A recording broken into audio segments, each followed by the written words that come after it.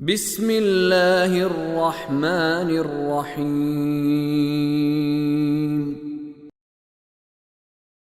والذین كذبوا بآیاتنا صم وبکم فی الظلمات من یشاء اللہ یضللہ ومن یشاء یجعلہ علی صراط مستقیم قل أرأيتكم إن أتاكم عذاب الله أو أتتكم الساعة أغير الله تدعون إن كنتم صادقين بل إياه تدعون فيكشف ما تدعون إليه إن شاء وتنسون ما تشركون وَلَقَدْ أَرْسَلْنَا إِلَىٰ أُمَمٍ مِّن قَبْلِكَ فَأَخَذْنَاهُمْ بِالْبَأْسَاءِ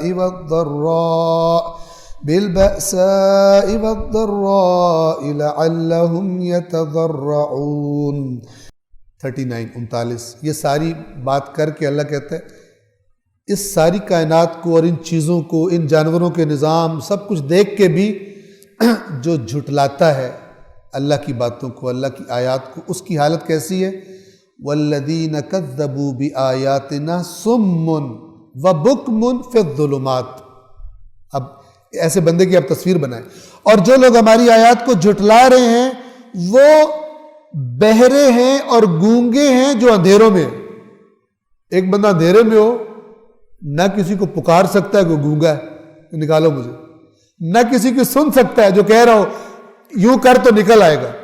یہ حالت ہے ان کی۔ اگر کوئی اندھیرے میں ہو تو آواز سنے، آواز کی طرف چل پڑے گا۔ یہ نہ سن سکتے ہیں، نہ ہی بول کے کہہ سکتے ہیں کہ اس کیفیت میں، کیونکہ یہ غیر عقلی لوگ ہیں، خلاف عقل یہ چل رہے ہیں۔ من یشاء اللہ یضللہ، جسے اللہ چاہتا ہے گمراہ کر دیتا ہے۔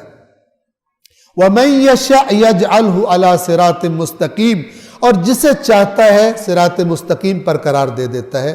کئی دفعہ بیان کر چکے ہیں، پیچھے اللہ خود بتا رہا ہے کہ یہ کیوں نہیں جو ظالم ہے، کیونکہ ہٹ درمی پر ہیں، اس لیے اللہ پھر ان کی ہدایت نہیں کرتا، اور کیونکہ یہ قانون اللہ کا بنایا ہوا ہے، لہٰذا یہ اللہ ہے جسے چاہے۔ کیا مطلب؟ جو اس قانون میں آیا ہے یہ خدا ہے جو وہ کرے گا، کوئی اس کو چینج نہیں کر سکتا۔ اے رسول آپ بھی اپنے آپ کو پریشان نہ کریں ان کے، قانون اللہ کا قانون۔ آیت نمبر 40، قل ارأیتکم ان اتاکم عذاب اللہ، کہہ دیجئے ان کو کہ یہ تو بتاؤ اگر تم پر اللہ کا عذاب آ جائے، او اتت، اب پھر یہ توحید والی، شدید توحید والی آیت ہے، توجہ سے سنیں۔ شدید توحید یعنی خالص توحید والی۔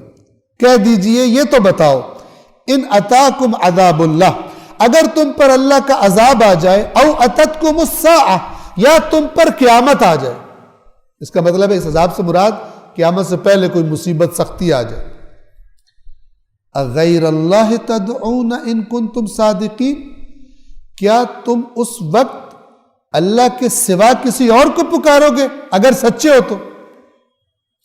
اسے کہتے ہیں توحید فطری، فطرت میں رکھا ہوا ہے کہ انسان کا دل مائل ہوتا ہے جب سارے رستوں کو بند دیکھے، پھر بھی اس کے اندر سے گواہی ہو رہی ہوتی ہے کہ کوئی ہے کہ جو چاہے تو مجھے نکال سکتا ہے یہاں سے۔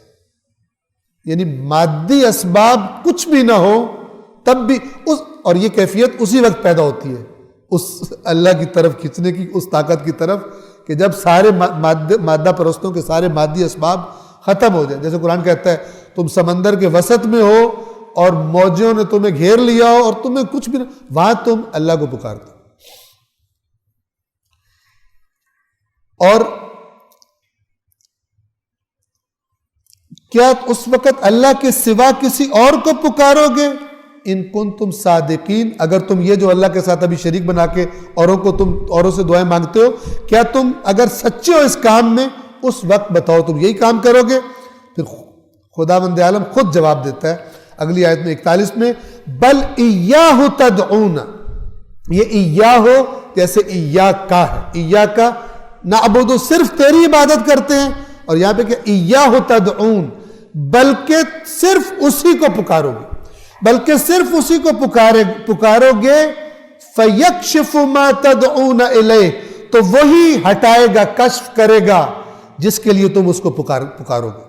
یعنی اللہ ہی کشف کرے گا ان شاء، اگر اس نے چاہا تو، اسی کا اختیار ہے.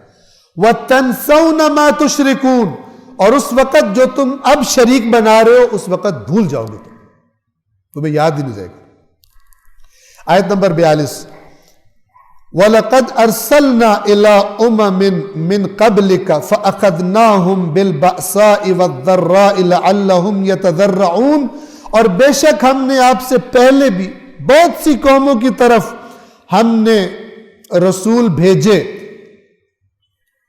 اور پھر ہم نے انہیں سختیوں اور تکلیفوں میں مبتلا کیا، یعنی آزمائش لی ان کی. یہ بأسا کہتے ہیں جنگوں کو، عام طور پہ باس جنگ کے لیے استعمال ہوتا ہے، اور ذرہ یا جسمانی تکلیف یا کوئی مصیبت جو انسان کو ذہنی ٹینشن اور تکلیف میں مبتلا کر دے. یہ ہم نے کس لیے کیا دنیا میں؟ لعلہم یتضرعون، تاکہ وہ جھک جائیں، عاجزی کا اظہار کریں. کیونکہ بعض اوقات جب دنیا کی چیزیں فراوان ہوتی ہیں انسان کو اللہ یاد نہیں ہوتا، تو ایسوں کو بعض اوقات اللہ کیا کرتا ہے، کسی مصیبت میں ڈال دیتا ہے، کوئی مشکل میں ڈالتا ہے، تاکہ یہ ان کو اللہ کی طرف یہ واپس آ جائے. حکمت ہوتی ہے. لعلہم، تضرع کہتے ہیں خدا کے سامنے گریہ وزاری، عاجزی کا اظہار، انکساری کا اظہار. لیکن اللہ تعالیٰ کہہ رہے کہ ایسا ہوتا نہیں تھا، یہ پھر ٹیڑھے ہو جاتے تھے. اللہ العلی العظیم.